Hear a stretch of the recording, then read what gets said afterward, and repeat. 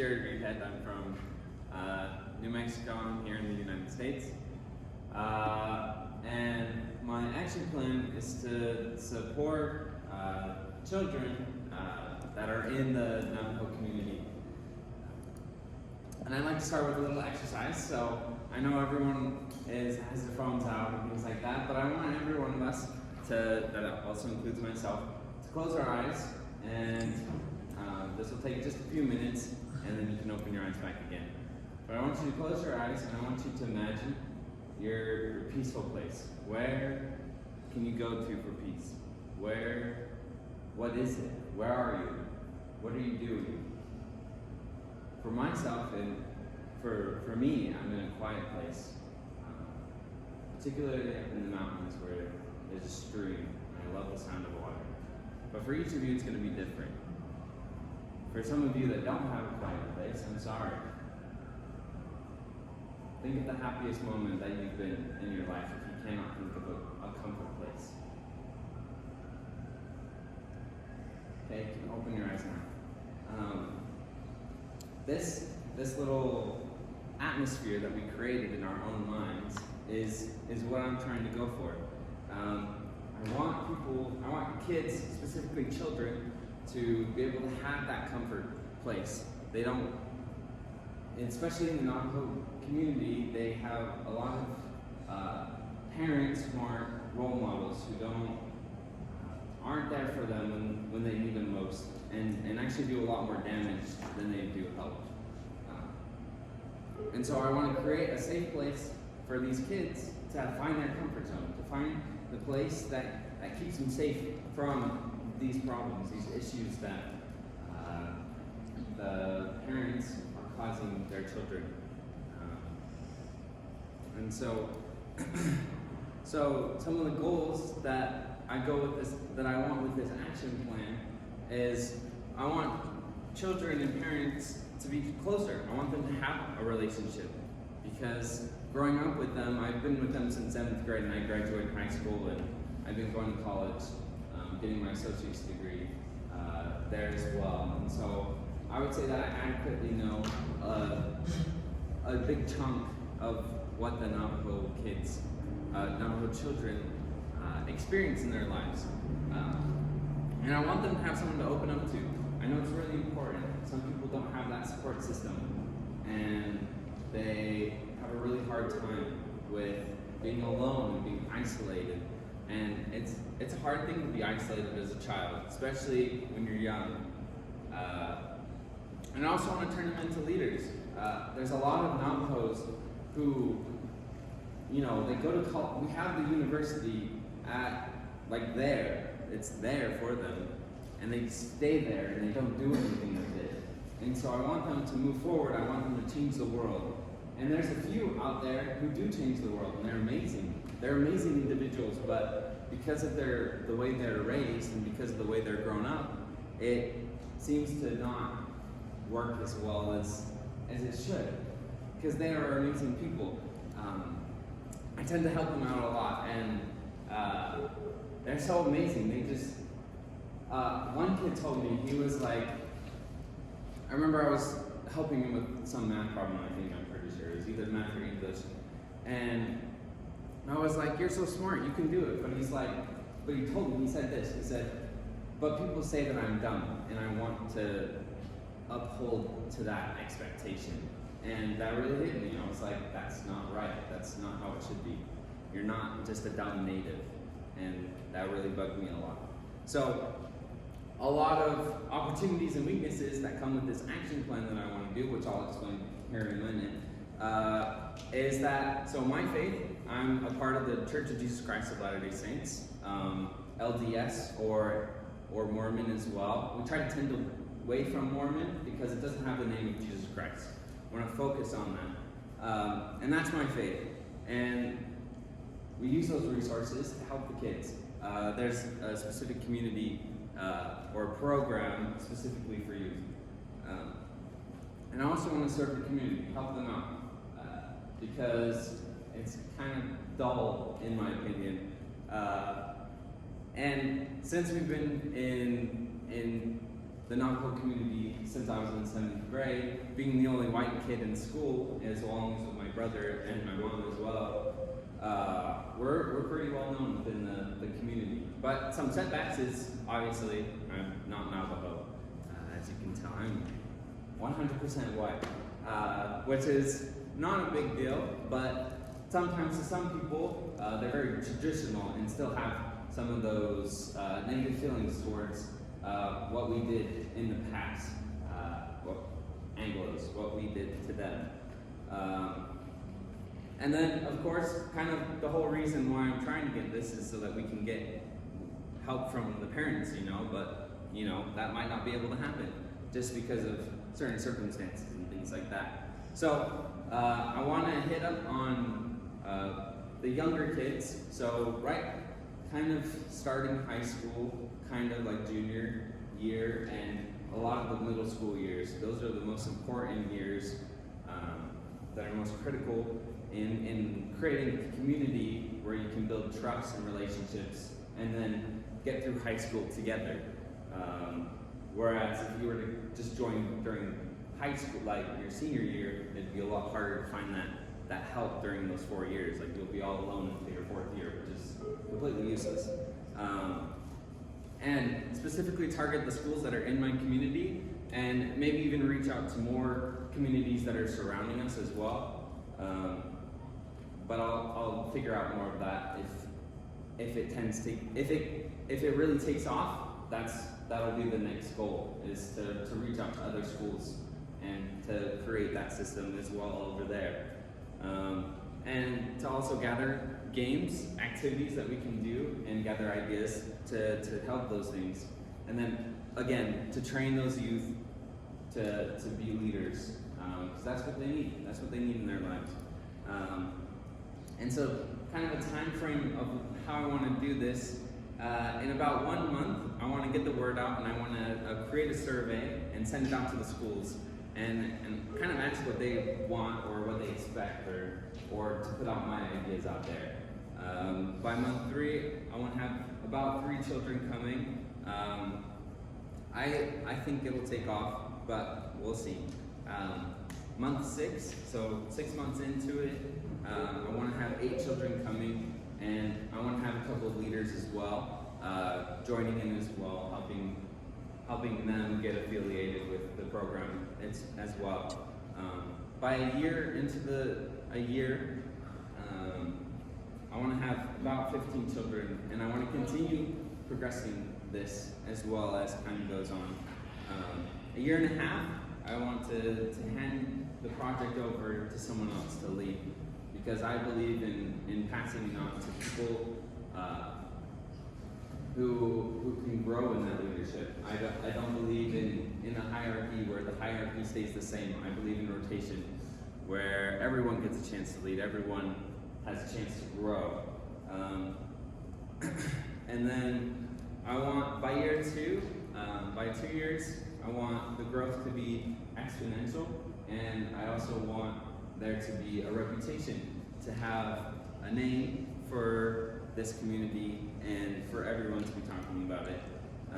So preparations, I want to have a team of leaders set up. I want them to teach the children. I want them to have their good teaching skills to be able to help those kids. And then creating, gathering those resources so that we can make these activities happen. And then also, of course, creating the surveys so that we can use those for the kids, so that we can understand what they're going through. And then kind of towards the end or during it, we want to survey the kids before and after. And after, meaning when they leave the program, whether that's by their choice or if we end up putting an age limit on there, because they can come back and be leaders to help keep that going. That would be awesome. Also to ask the leaders what they think about the project, and also the parents as well, to see how it's going, how it's affecting their child, like what do they see in themselves, and what do they see for their children as well. Some challenges that I can see coming from this plan is lack of participation. They tend to be a little shy. which is kind of a problem, but I feel like I can break that shell. It won't be too difficult if I get personal contact. And then the lack of family support, that could be really difficult as well. And honesty in the survey, not having all the resources, so not having the adequate games that are needed to create a fun environment where the kids can come and create that unity. And then also having support from the church. Don't know 100% if I will get that or not. Of course, it's not a certainty, but I don't doubt that I will get. So to kind of counteract that, the QR, or for the survey to get honesty answers, it's created anonymously so that there's no name to it, and it adds a better chance of getting honesty from the surveys. And having multiple activities. Once we get to a certain amount of kids, not everybody can play basketball at one time. That would just be too crowded and very dangerous, actually. So the more activities we have, the more people we can include, and the different amount of people we can have. All sorts of different people, whether that's nerds or jocks or whatever. If we want speech kids, we can work on speeches. That would be cool. Therapy sessions, whatever there is that is needed. And bringing in the parents, bringing in the families, and let them see what's going on. Like, what are the plans? What are their children going through, so they can see and understand what's going on. And also getting funding from someone. If I cannot get funding from the church, I can always go out and find funding. There's always people who do want to help the kids. And coming up with more different ways and unique ways, kind of going along with the different activities as well, to have more fun. So this is the budget. I'll give it there for like 2 seconds. So going along with what's needed as well. So just to recap, this is for the kids. It's to create a safe place for them to find unity and balance in their lives, and to get the parents involved as well, and to work with others and have more support, to have leaders who will come in and help these kids out that truly, really do need help.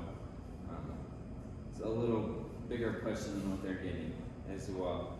This plan is effective towards 2 years. Hopefully it will go on forever.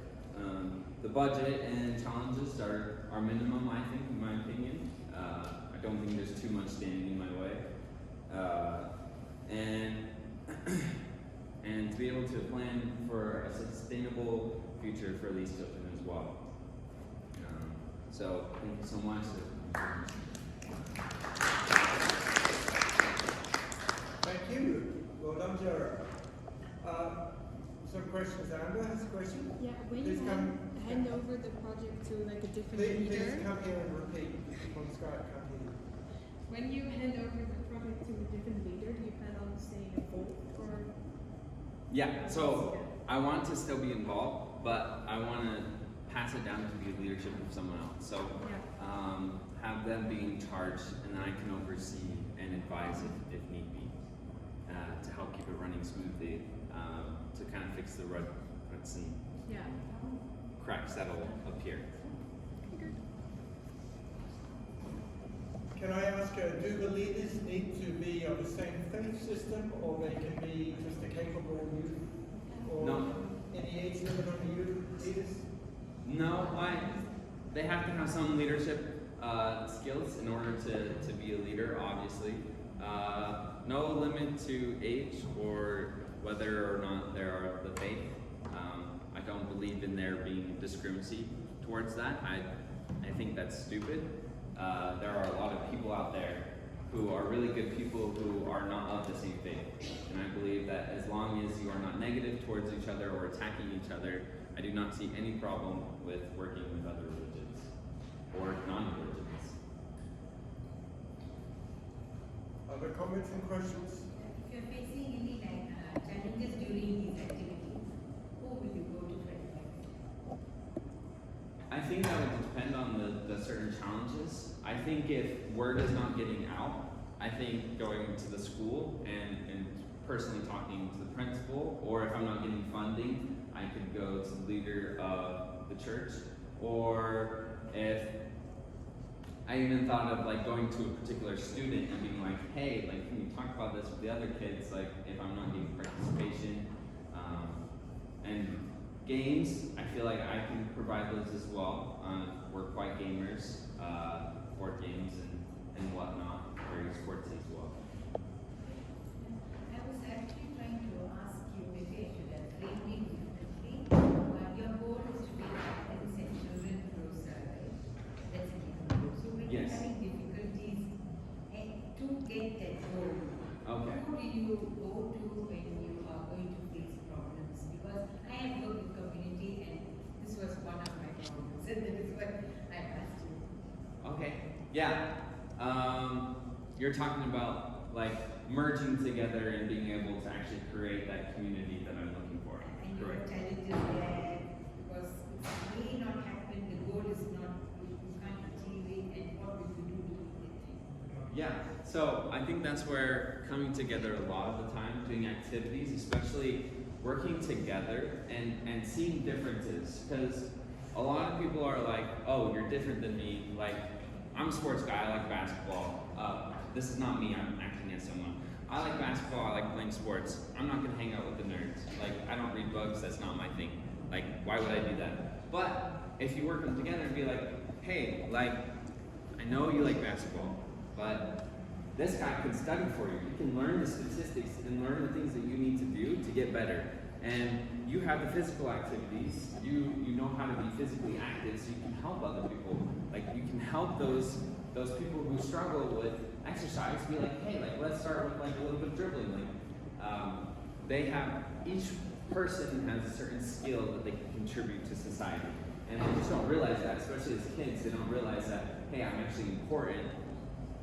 Like, you are important, and it's learning a lot about yourself. It's what you were talking about in your presentation, a lot of self-awareness and learning that you are important, you are needed in this life, whether or not, whatever you are, whatever you like. Sana, you are huge hero of USA. I'm very interested to play your presentation. How much budget you needed now? What am I doing now? Now, What is your budget? budget? Your Zero. start. How much needed you budget? What's your starting budget? Good. 200. What? So,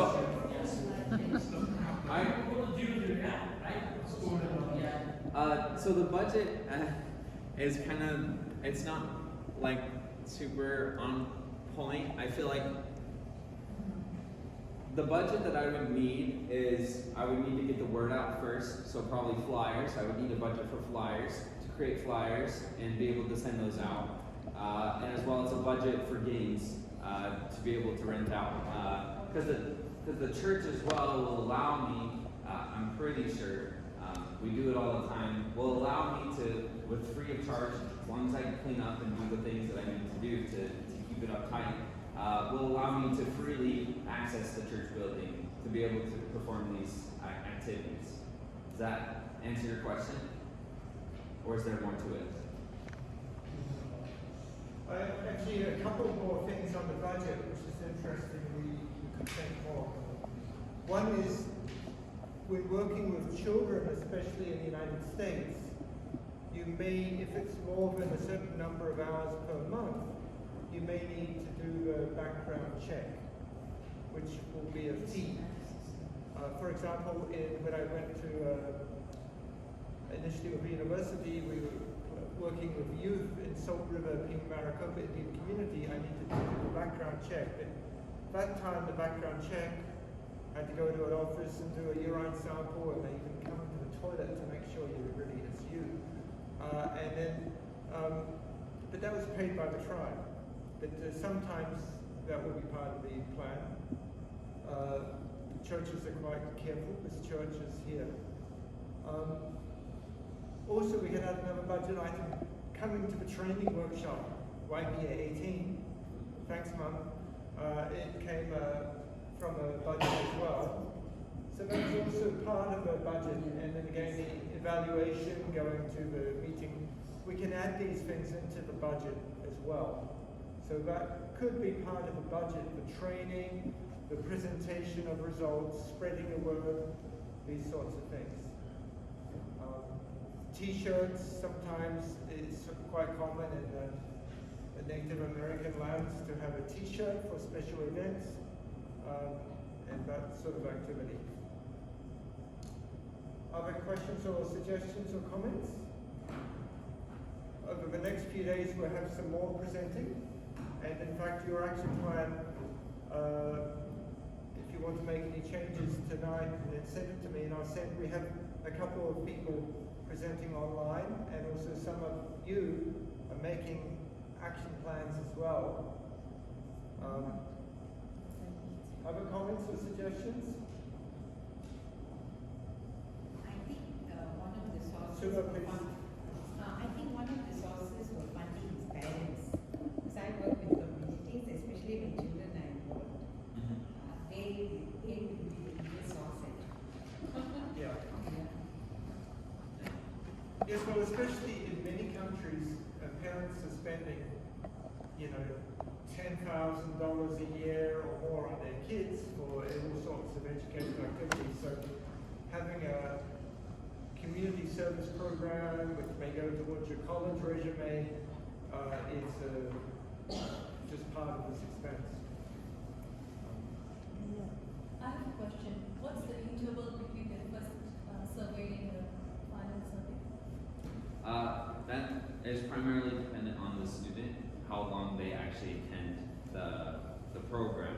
So we'll start the survey before and see their expectations and see what they expect and also what we expect of them. Yeah. And then the ending survey will be however down the road that long is. So if they start, let's say they start at age 12, right, and then they end at 16. So it'd be a 4-year difference. But we could add intervals as well, depending on. I was just thinking to perhaps continuously evaluate to see if there is progress being made. Yes, Yes, that could be. yeah, I think that's a great idea. Wish I had a pen on me. Thanks. Going to evaluation. Use a paper, please. You're putting chemical residues on your hand. It'll wash away. I want you to live to 250 Well, that's my question too, to implement your action because plan. you have a first survey and you have a last survey, don't you? And you have evaluation between them. What isn't it? What would be your final evaluation? Well, if it is. In 10 years' time, did they succeed in their life? That would be No, it. yeah, that's the question. How to evaluate long-term project? I think from that point, I would say the ending survey, we could be like, so how is your relationship with your family? What are you doing? What are your goals now compared to before? And then later on, we could even extend the survey to when they're older and see what they actually accomplished based off of, and then compare that to other kids as well who didn't participate in. That's in my set. suggestion. Have a control group. I mean, having this observation, including all the kids as a participant, some having your strategy, some having not. Don't know how are you going to do that. I'm just suggesting you. You have any question already for the survey? Well, we can discuss later. No, not yet. Okay. Thank you. My apologies, we were outside, but I am interested to know if you have considered in your presentation possible risks and possible mitigation in your So like challenges or Yeah. yeah. So if you are miss participation, so no participation, or potentially even causing trouble with parents as well. Because that's kind of the whole point, is to help out with that particular problem, is to help the kids have a better relationship with their parents, or somehow be kind of separated from that environment, because it's a very negative environment. And so that is definitely an issue for sure. There is actually talking with the possible problems or challenges that may not allow the student to participate or be involved in your project. Somehow, if you try to ahead of time think of this possible risk, you will be able to also create mitigation or measures on how you'll be able to resolve these risks. If ever they arise. This benefit else.